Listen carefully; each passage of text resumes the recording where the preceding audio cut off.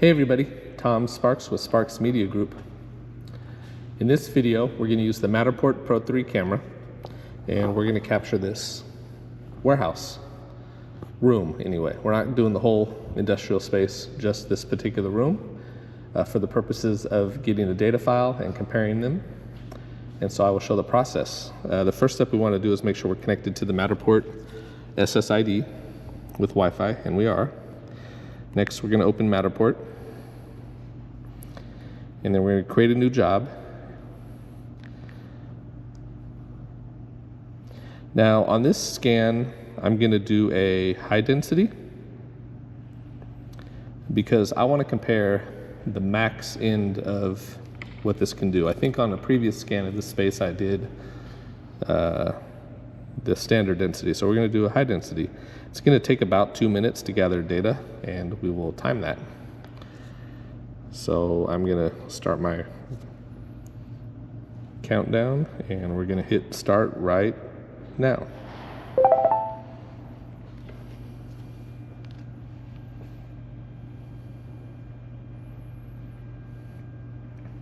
Now, if I'm not mistaken, normally a scan with the Pro3 is right around 27 seconds or so.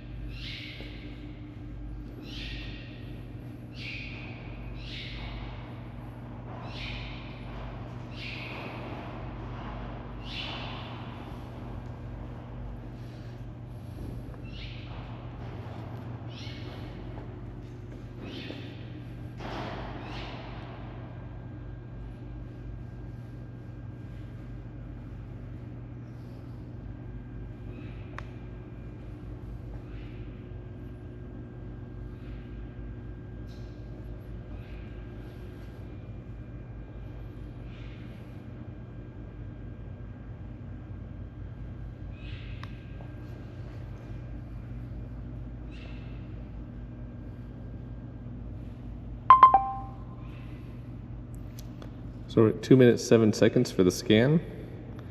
And then to download,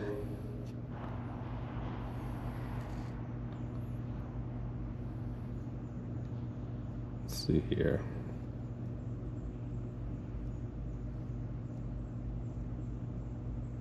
All right, we had 2 minutes, 7 seconds for the scan, and then an additional 21 seconds to download the data. That's a lot.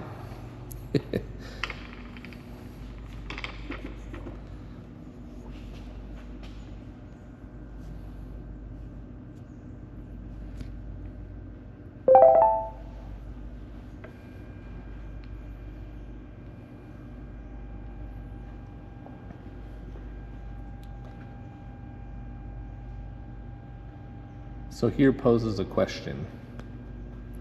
When doing scans for non-residential, for the purposes of getting the data file, do you charge by the time on site?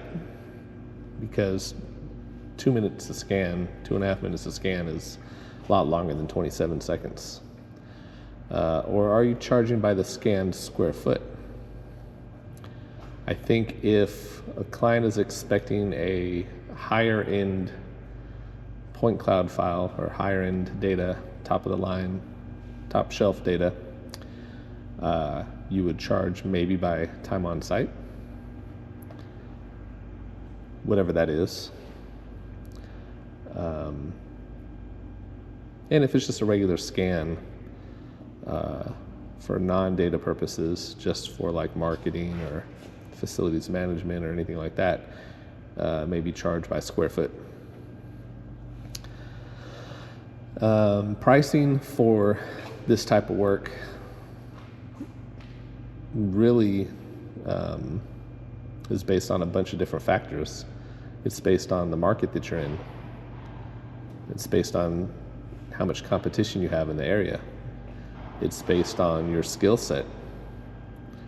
Let's kind of break this down little by little. The market you're in. Where I'm at, it's the San Francisco Bay Area, Silicon Valley, the heart of nerds. And so people want really rich data. They probably care about super accurate data, I would say more so than somebody who's in, I don't know, Butte, Montana, for example. And not to say anything about people in Butte, Montana, but I know for a fact that, okay, let's take Texas. I have a photographer in Texas, and what we're able to charge clients out there is less than what we're able to charge clients out here. So when people get on a forum and they say, hey, I'm getting ready to start learning how to scan, what should I charge? Those questions are kind of pointless because you're going to get 97 different answers based on the market alone. Now let's figure out what your time is worth. When I started working way back in the day when I was 15 years old, I was making $4.25 an hour. You can't do anything with $4.25 an hour nowadays. I have a family member who is in the medical field. They make roughly 50 to 60 an hour. I've done jobs where I've charged 50 an hour. I've done jobs where I've charged 300 an hour, and I've done jobs where I've charged, 1,000 an hour. It really just depends on the client, the budget, the use case, what tools are needed. You take this camera here, it's, let's just say $5,000, $6,000. Compare it with some of the higher end cameras that can go up to $110,000. So the quality of your equipment is also going to determine what you charge. Sorry, I couldn't get that out. So what's your time worth? I had a client who asked me to go do a job, and it was maybe an hour away, and they wanted to pay, let's just say $150. I'm not getting out of my bed for $150 to drive an hour each way. But that's me. There might be people that are willing to do that. Now let's talk about skill set. I've been doing this a while, and I tell people all the time, kind of in a joking manner, but it's true. I feel like I'm the Liam Neeson of this. I have a unique skill set. I can walk in this room and know exactly where I'm going to place the scan points. They may seem random to some people, but they're very purposeful. And so, anybody can press a button and make the camera work. I've had a client who said, I was hired to do a Matterport of a house. This was a real estate agent. And I was in and out of this 2,000 square foot house in about, let's just say 35, 40 minutes with Matterport. And the client was just flabbergasted. She said, oh, the last house I had, this other photographer took 6 hours to do a Matterport. And I thought she was joking. I said, what were they doing? Taking a nap and eating a sandwich?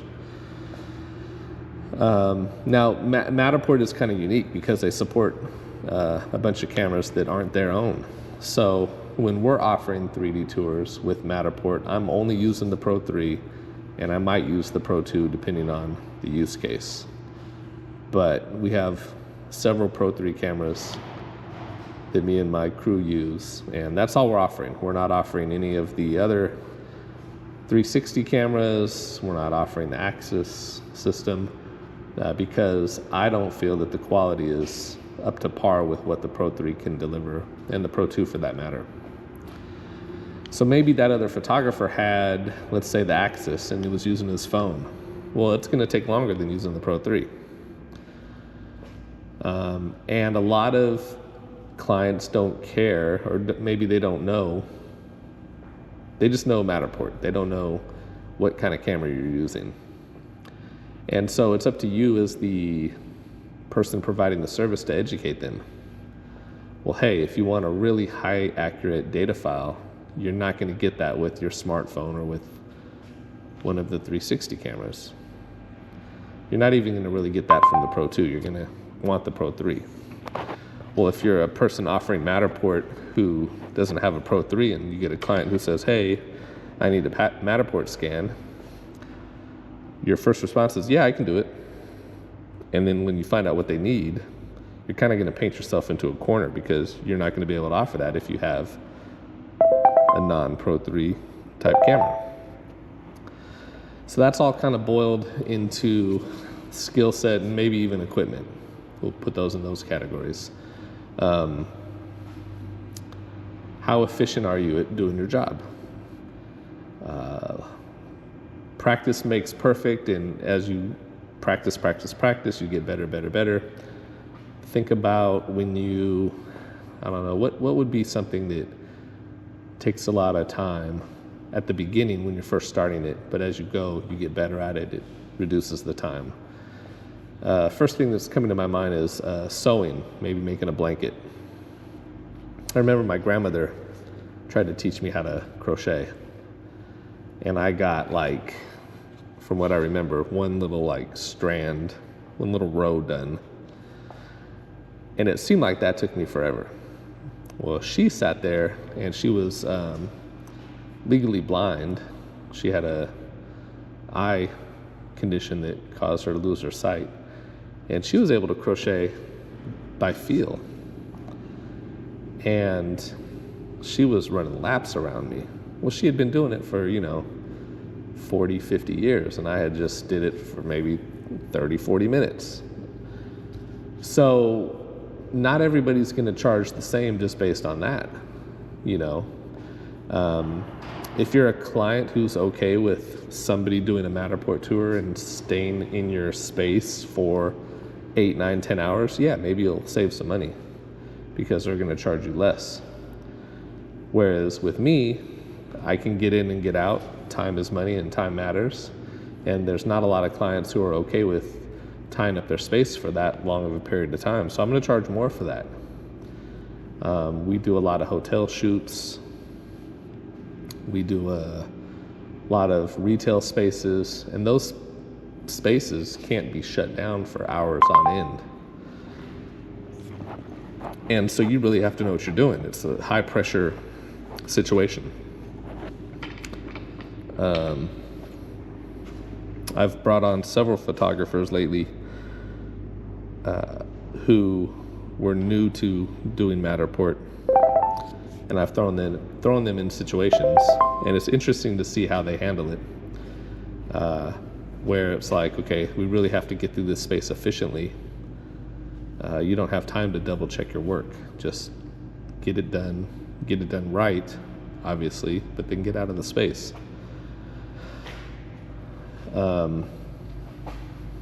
Everybody messes up, but I can, confidently say that I rarely have to make return visits to sites because I've messed up a space, didn't scan enough, missed a few spaces, that sort of thing. So, skill. Having the skill, you're going to end up charging a little more for that than if you don't have the skill. What else can we talk about? Pricing is just, there's so many variables to it. Even with this client I have here on Mare Island, Every space that I quote them is different. It's not a cookie cutter, this is what I charge. I try to have like a base minimum, and then depending on how the space is laid out, there's going to be a different charge. This is really open, and I don't remember the square footage, but we'll have it here shortly. This space is going to take a different amount of time than a similar size space that's maybe divided into a bunch of smaller rooms. A lot more walls, a lot more things to work around, a lot more scan points.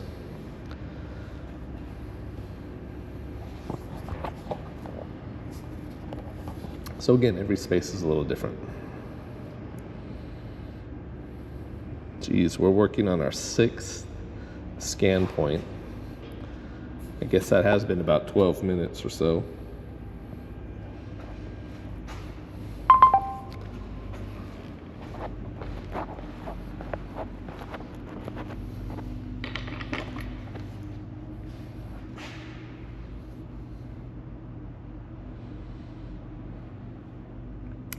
I will say, Matterport charges what they charge for CAD files, BIM files, that sort of thing. I've tested out some, third-party vendors, just a few so far, and there's so much variation in the data that they're coming back with that once you find somebody you're happy with to process your data, if it's not going to be Matterport, you should stick with them. Don't bounce around from vendor to vendor, because just the variation of the deliverables that they're giving there's a lot out there.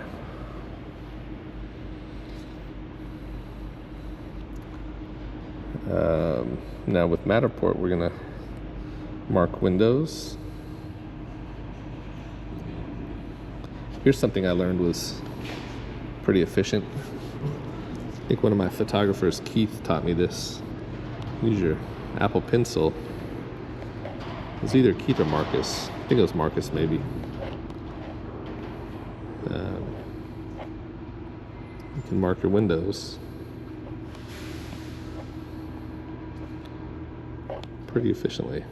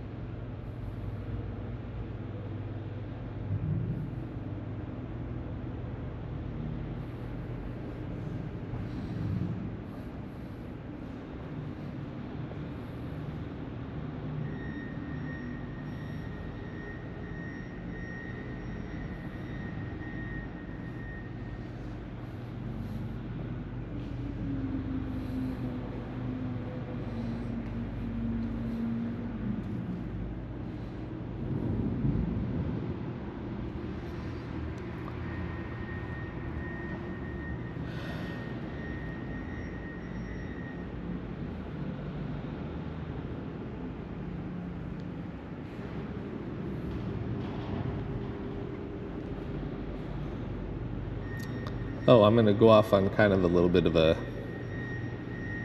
tangent here.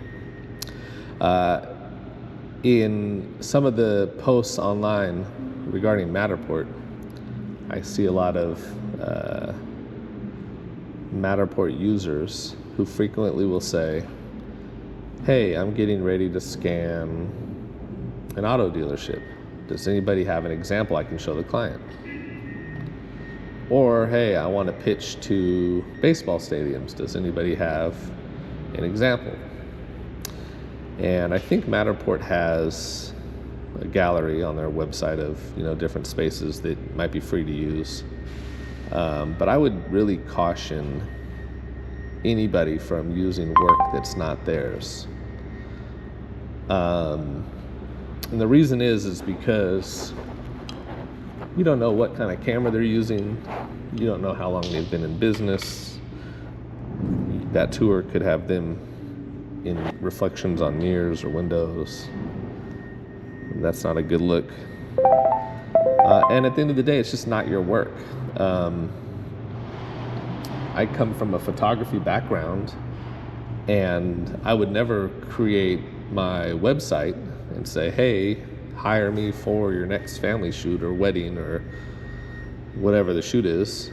Here's samples of my work, and then post other photographers' work. That's just a really big no-no. And so I treat Matterport scans similar. I am creating this space. I'm the photographer who is capturing this space. This is my work. So if anybody was to want to use that to pitch to a client, it's just bad form.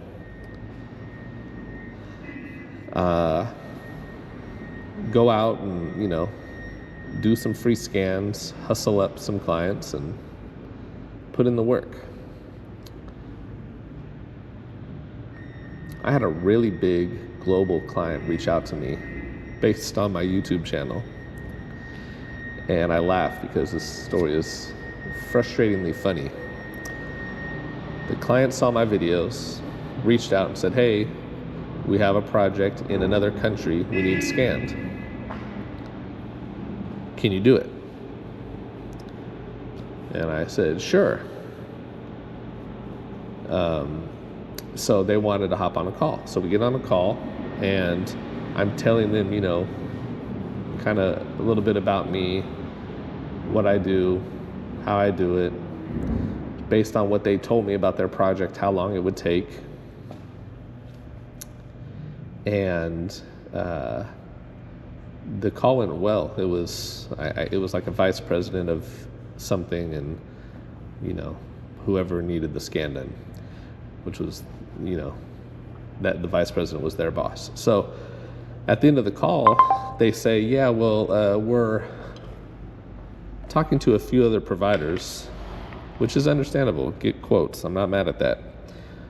They then said, do you have examples of this type of space? And it was pretty specific. Well, I've done millions of square feet of scanning, thousands of tours. You found me from my YouTube channel, and you want to see samples of this very specific type of place. I didn't have one to share with them.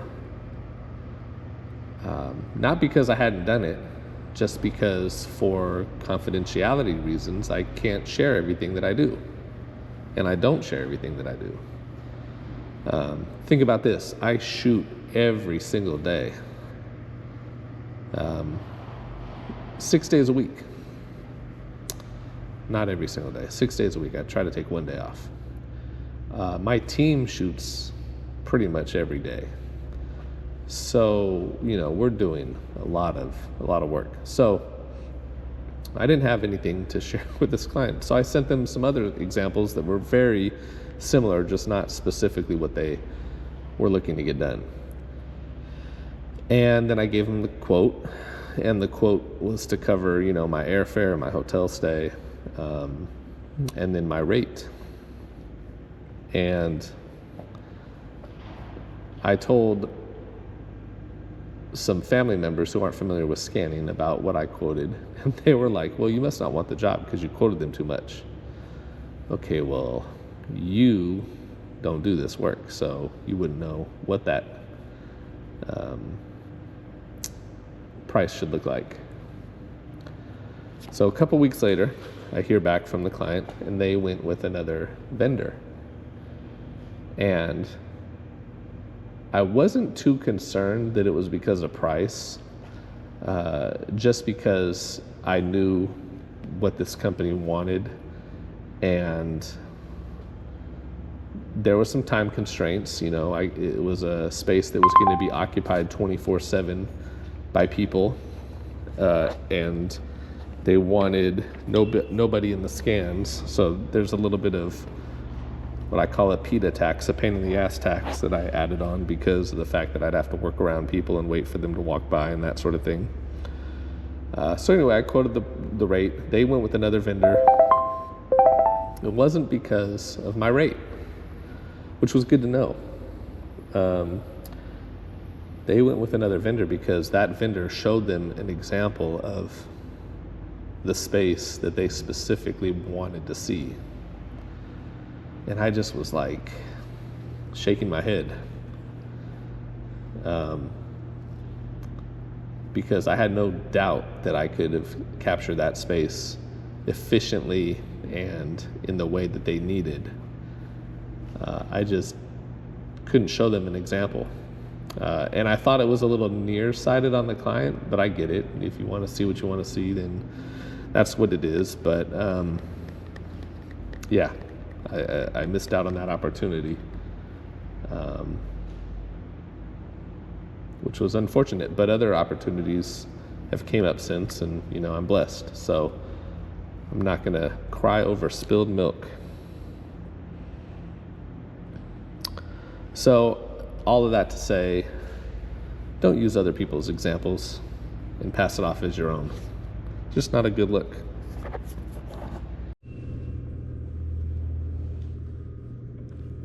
Okay, we're back. We overheated the GoPro, and we're working on scan 14 right now.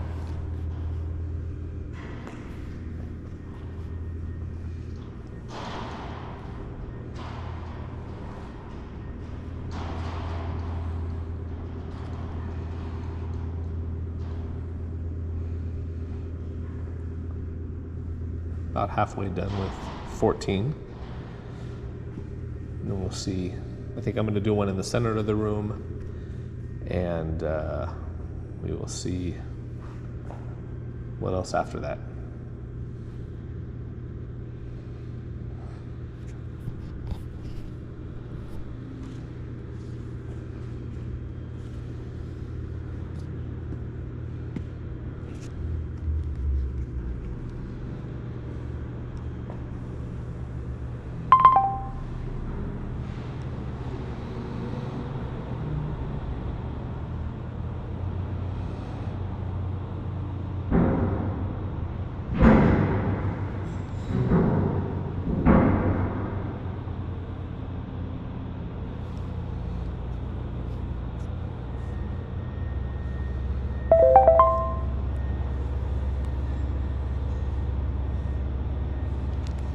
Trim that out. I think we got enough coverage. I'll just do one more in the center here.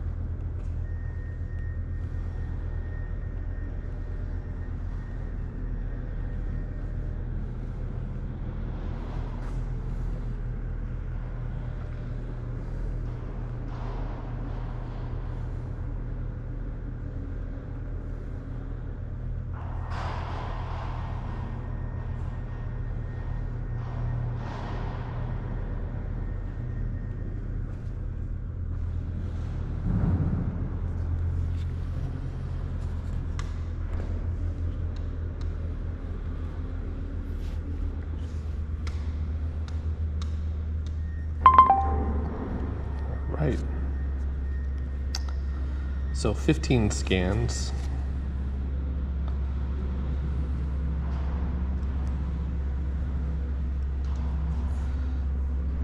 We have this space captured with the Matterport Pro 3. Stay tuned for the data file.